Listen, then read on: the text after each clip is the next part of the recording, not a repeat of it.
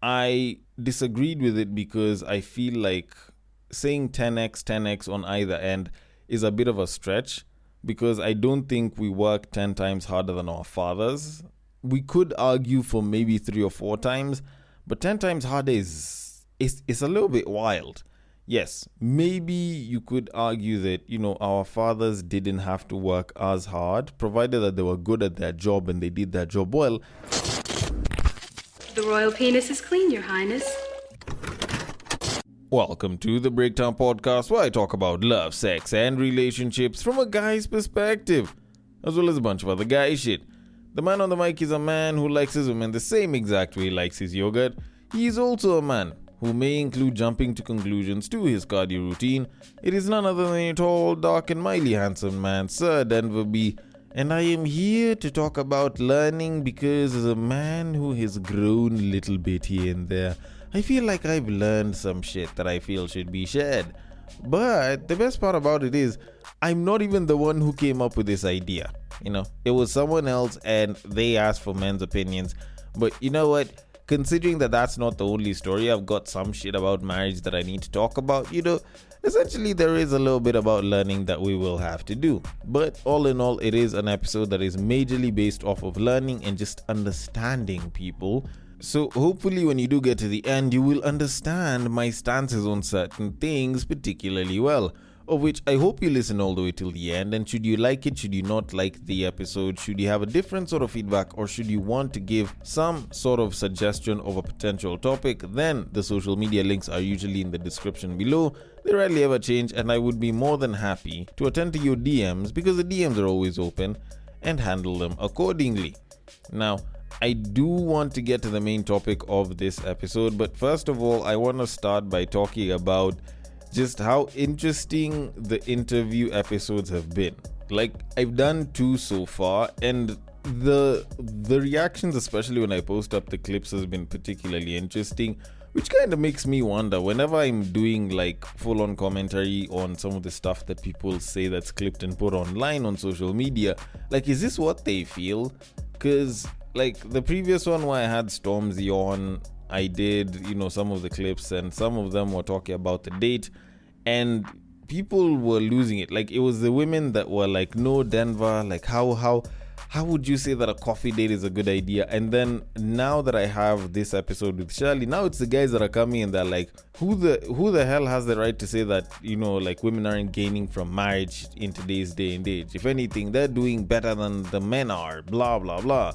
And it's so interesting getting like the varied opinions from women, from men, and it's kind of interesting to see where people's heads are at, because there's some guys that believe that marriage is an amazing thing for women, and there's women that believe that like marriage can be great, but it could be issues, and it's not really benefiting us all that much. Of which, opinions are valid. You don't have to agree with me. If anything, like, disagreeing with me is actually kind of something that I push for, which is why I basically finish just about every episode that I do alone by saying, or maybe I'm wrong, I want your thoughts on it. It's so that I can at least open up the floor for disagreement, because you don't have to agree with me to listen to my content. You don't have to agree with me so that you can enjoy the content and even ask other people to listen. But all in all, it has been particularly interesting seeing people's reaction to a lot of these stories. But with that said, and actually speaking of marriage, I want to discuss something that went viral fairly recently, and it was this whole story of what Rono said regarding marriage. Now, for those of you all that don't know, Chebet Rono, who is an influencer, she's been an influencer for quite a number of years. She hopped on to TikTok not too long ago, and she said that apparently she feels that marriage ubamba mafala, and there's nothing to it. Of which, it did trigger quite a number of people. There were quite a number of people online on TikTok and also elsewhere that were giving their reactions to the entire thing. And to be honest, considering that most people are weighing in, and even finding the actual clip was quite a bit of work, of which I didn't find like the proper original clip. Honestly, I feel like guys were losing it for, in my opinion, to some degree, maybe the wrong reasons, okay? And I'm gonna be very honest, I kind of agree and also disagree with what she said, but it's mainly based off of context, because the main question that you'd ask is, yo kubamba mafala, like what exactly is it? Is the kubamba part meaning that it impresses fools or impresses dumb people, or there's nothing great about it and it's only great to dumb people? Like, if you can tell me the contextual difference there, then maybe I can say, okay, this is good, this is bad. Because the first time I heard of it and I went and I looked into the entire thing, I kind of agreed with her. And yes, this is the same guy that is pro-relationship, pro-marriage, and, pro-union and all that, provided it's healthy and you guys are all about, like just being together and appreciating each other and growing and shit. Yes, I am the guy that is saying that to some degree I agree with what she's saying. And I say that because in reality, like, there's nothing really quote-unquote impressive about marriage. Like, there's people that might try to wave it in someone's face. Oh, I'm a married person, I'm a married this, I'm a married that. And, there's nothing that's really impressive about it. So if you're saying it from that angle, there's nothing really impressive. Because it's almost like you bragging about the fact that you have a driver's license, yet you're around people that know how to drive, but people don't have driver's licenses. And I say this because for you to be married, hypothetically, provided all factors remain constant and there's no big issues, blah, blah, or toxicity, blah, blah, all you'd need to do for you to technically be married is to just go to the registrar of marriages and have you and your spouse of the opposite sex, united in union and shit. And maybe, I guess, also probably one or two witnesses from either side. So essentially, it's something that isn't hard to do. Like, getting married, quote unquote, or be declared as married isn't hard to do. Sustaining the marriage is really where the work is at. So in reality, there isn't really anything that impressive. And I guess she could be saying that to all the women that would brag and talk about how, oh, you can't speak on this, you're not married this, you're not married that. And, it's nothing to do with actual marriage. So there is some truth there. But if you're talking about, like, there's nothing great with marriage, personally speaking, I feel like that's a stack of bull. Like, there's definitely stuff that could be great about marriage. Now, don't get me wrong, I am not married, neither have I ever been married. So, like, I can't really speak from a point of experience.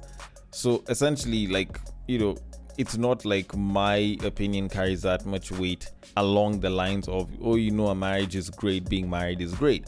But essentially, I tend to think that if people are going to stay together for decades, there should be at least a couple of good things that come with it. Just saying. I could be wrong, but there at least should be some level of perks that come with the entire thing. But all in all, like, I still feel like topics like these, okay, they're relationship topics and I discuss relationship topics all the time, but I feel like rage baity question type topics like this, I feel like they've been so overused in the relationship space and on social media that the moment I heard this the first time, even before I started questioning a bunch of things, the whole do I agree with it, do I not, like, the very first thing that hit me was I feel like this sort of content or like this sort of topic is so overused. Like, people were busy talking shit about marriages like 3, 4, 5 years ago. So I don't see why it's such a big thing for people to have discussions on it again. So I personally didn't think that there was much thought that needed to be put to it, but considering that there's some people that just felt they had to respond to it, I just figured I might as well just try and set the record straight on my end. But all in all, with that said, I'm going to leave it at that and move it on to our main topic of this episode. Now, not too long ago, I just so happened to, hop onto Facebook and have a look at a couple of things here and there. And as I was busy scrolling through my feed, I found a particularly interesting post. It wasn't from someone that I follow or follows me, at least as far as my knowledge is concerned. But there was something very interesting in it. It was actually a photo with a caption which said, and I quote, "Hit me with one harsh truth you've accepted so far as a man," end quote. And it was actually a post that was supposed to be all about the comments, of which it was, and there were a couple of things that were said.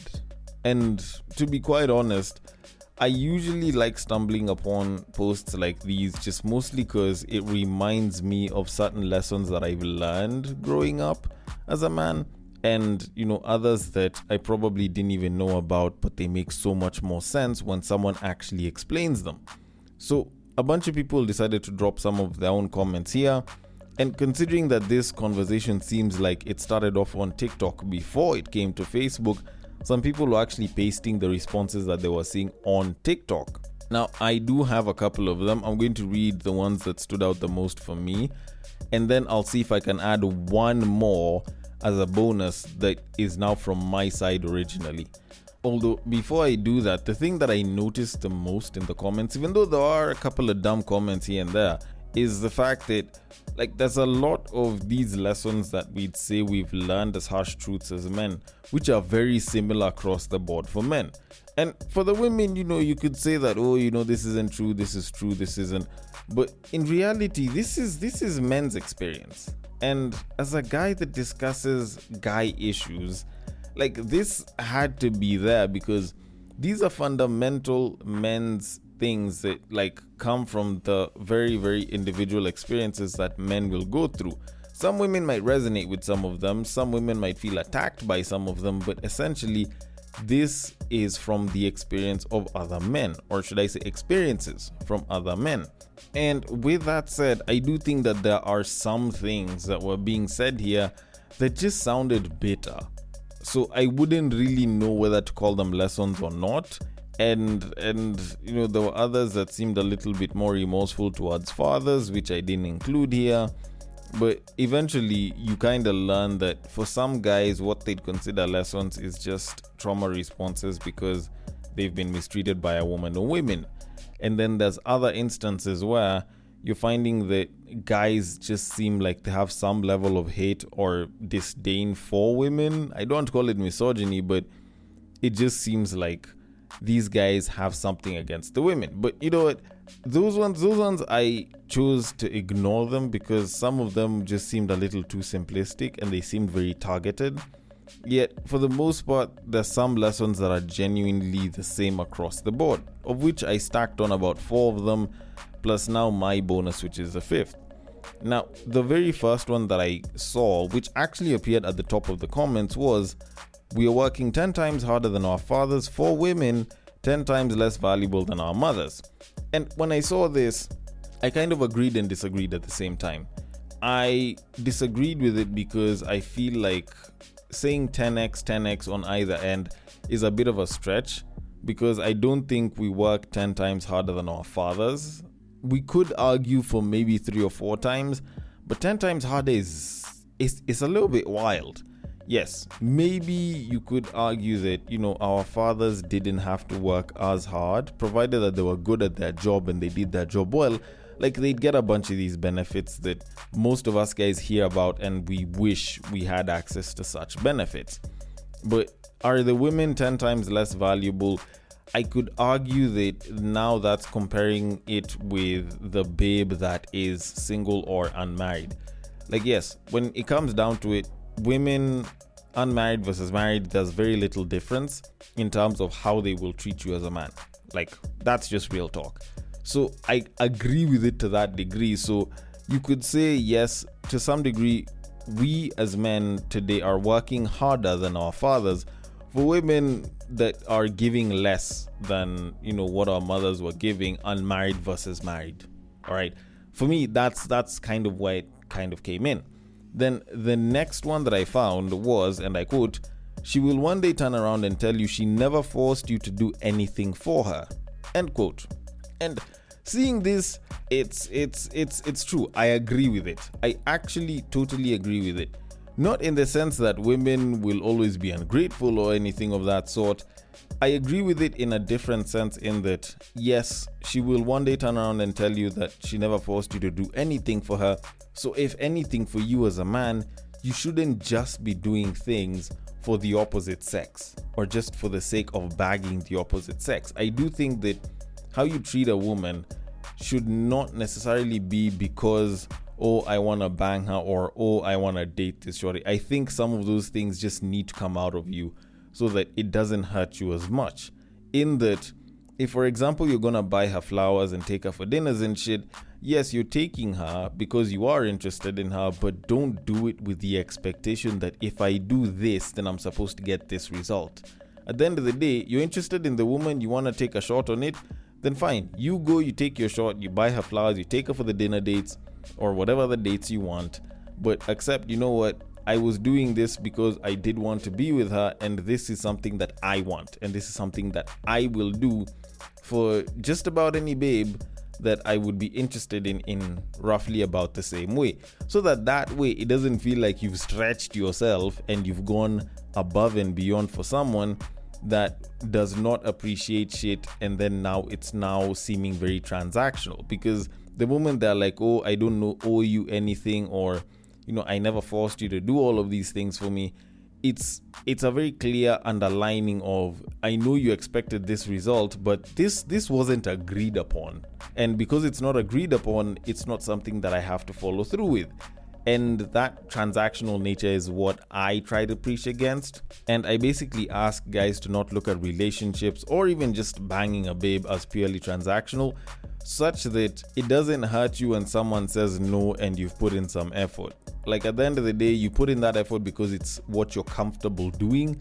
And, whether you get a positive or a negative outcome, you can still go home comfortably and be like, you know what, I did it, it didn't happen, and I'm okay, and I'll move on. So that's my underlying reason behind it. But the whole you feeling like because you've done A, B, C, or D, you've flown out, you've gotten a this, and this, she should be letting you hit it. I feel like that level of entitlement is what kills desire in two people, regardless of whether you are the man or the woman. Like, it's stuff like that just kills desire. But anyways, that's just me. I'll leave it at that, and I'll move it on to the next point, which is no money, no respect. Now, is this a lesson that I've learned as a man? No. But I do think that it is something that some men believe in, and I could argue that it's not really the case. And I'll flip it and give it another understanding. Now, of course, this could be subjective because for me, I'm a tall guy and I work out every so often. So I guess I could command respect and presence if I'm in a room where people that are much smaller than me just look at me and see me with a slightly more intimidating, generally confident posture and look. So in some ways, you could argue that my opinion on this is biased, but I believe that you shouldn't have to have the money for you to get respect whenever you're in a room or whenever you are in any particular place. Because if you are waiting to have the money, or if you're relying on the money for you to get respect, then people aren't really respecting you, the person. They're just respecting the money that you have. And that is a very tricky thing, because if you go to a place where people don't give a shit about the money that you have, then they can very easily disrespect you. If you're going into a room where people have way more money than you, then they can easily disrespect you. Which is why I believe that, trying to gain respect because you are a skilled person or because of your capabilities, not necessarily, you having the money or the results of those capabilities, is something that will work a hell of a lot better than hoping and expecting the money to get you the respect that you deserve or you feel you deserve as a man. So I would say, it's not about no money, no respect. It's you should always strive to earn respect from the people around you at any given point in time. But, like I said, could be biased, particularly in my particular case. So I am going to leave it at that and move on to the fourth one. This one I feel like it is universally acceptable, where it is said, and I quote, "No one's ever coming to save you as a man. It's up to you to do it for yourself." End quote. And honestly, I agree with this. Not in the sense that there's no one that'll ever help you, but in the sense that if you want to get, the things that you would want to get as a man, whether it's chasing status, whether it's chasing money, whether it's chasing accomplishments, there's no one that's coming to save you and give you that accomplishment just because, you're there in that, particular space. You have to go and chase a lot of these things. And yes, we can help each other, and yes, you can receive help from other people, but it always starts with you accepting that there's no one that's coming to save you from whatever it is that's happening. There's no hypothetical scenario where a woman will come to your house and ask for your hand in marriage and cover the bills. So for you as a man, it is up to you to get up and get what it is that you want, regardless of whether it's the bag, regardless of whether it's an achievement, regardless of whether it's a babe. You have to be ready to get up and go get what it is that you want, because there's no one that's going to sit around and wait for you and then just give it to you on a silver platter. And with that said, those were some of the standout lessons that I saw when I was scrolling through the comment section. But I'm going to add the extra bonus, which is the fifth one, which I feel is a little bit more personal to me. But I do believe that most men probably won't think about it up until I give it. So here goes. It says, and I quote, "Your emotions don't matter out here because you're not a woman. So share it with the people closest to you and move on." End quote. And what's my explanation behind this? The sentimentality, or should I say, the emotional situation of a man is considered as highly relevant in society today. So most times as a guy, you're expected to avoid making certain quote unquote emotional mistakes or mistakes based on emotions, simply because as a man, you are not expected to be making dumb decisions because of emotions. There's a lot more leeway and leniency whenever women do it as opposed to men. If you are simping for a babe that you like, it's not, oh, I was in love with this woman, or I felt like I was in love with this woman, or I was very, very into this babe. It's, my guy, why are you simping for this shorty? And yet there's all these other babes out here. If you are in a position where like you're having issues with your babe, and clearly you can see that this is someone toxic, a babe can go and cry to her friends, and yes, they may say, but we told you that this guy was toxic, but they'll still sit with her and they'll kind of console her. As a guy, you go to your homies and you're like, bro, this toxic babe, blah blah. Like, they'll look at you and they'll be like, but you knew she was toxic, what the fuck were you doing? So there's a lot less of that emotional leniency when it comes to men out here in society, as opposed to when it comes to women. When it comes to women, you can cry about it, and there's people that'll be there to coddle you and tell you, oh, what you did was shit, but you know what, it's fine, you'll be fine. But with guys will just tell you, nah, you did dumb shit and you need to do something about it. Or they'll just conclude that you were doing some dumb shit. Like, how could you be so stupid to do A, B, C, D, blah, blah, blah, and blah. So while it does affect men's mental health in the long run, and to some men, it'll be harder for them to take such, as opposed to, having someone listen to them and kind of coddle them the same way a woman would expect to be coddled. I do think that it does kind of help us as men not prioritize emotional satisfaction over long-term well-being, or the best logical solution that's out there, because chasing emotional satisfaction is very short-term, and chasing things short-term tends to have short-term results. And a lot of the decisions that we get to make as men tend to be decisions with long-term consequences. So maybe adopting a more long-term logical approach is probably a little bit, if not a lot, better than the emotional satisfaction or the emotionally satisfactory choice that you could probably choose. And to kind of conclude all of this, what I can say is, I understand the journey of growing into a man doesn't really have a manual, especially in today's day and age. And if anything, it can seem a little bit confusing. There's a lot that you thought was supposed to be a certain way growing up, that once you become a man, you realize it just doesn't work like that. And, adapting to it might be useful, or it might be a great idea for some. But all in all, if you are going to learn, and the best thing that you can do is to learn and grow from a lot of these mistakes and lessons, is just try and pick up as much as you can, and understand the male experience is going to be at least marginally, but more often than not, completely different from the female experience of being an adult woman.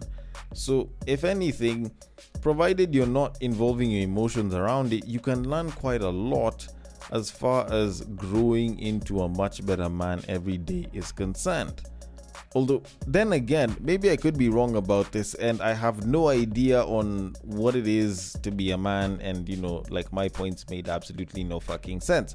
Either way, I want your thoughts on it. The DMs are open on IG, it is at the Breaktime_podcast. On Facebook, it is at the Breaktime Podcast. On X, it is at Bagaka the D. And on Bluesky, it is at the breaktimepod.bsky.social. Thank you so much for listening all the way till the end, and I will catch you guys on the next break. But what I believe is that if you put a pastor and a prostitute in one room, one is likely to convert the other.